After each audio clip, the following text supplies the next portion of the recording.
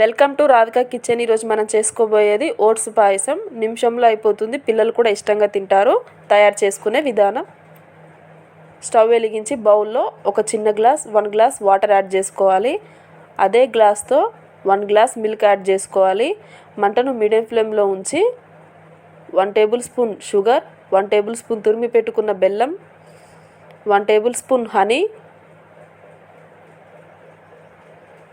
ఇవన్నీ వేసాక వీటన్నిటిని ఇలా మిక్స్ చేసుకోవాలి. ఫస్ట్ టైం నా ఛానల్ చూస్తున్న వాళ్ళు సబ్స్క్రైబ్ చేయండి. మీకు ఏమైనా రెసిపీస్ కావాలంటే నాకు కామెంట్ చేయండి.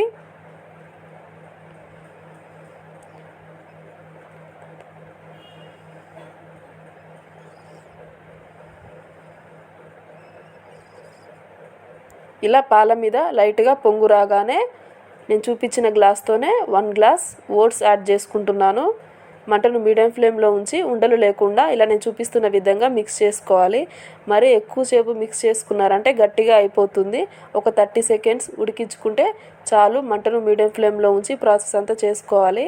ఇంకోండి, నాకు ఇలా రెడీ అయిపోయింది. సర్వింగ్ బౌల్లోకి సర్వ్ చేసుకుందాం. మీకు నచ్చితే లైక్ చేయండి, షేర్ చేయండి, కామెంట్ చేయండి. నా వీడియోస్ని సబ్స్క్రైబ్ చేయండి.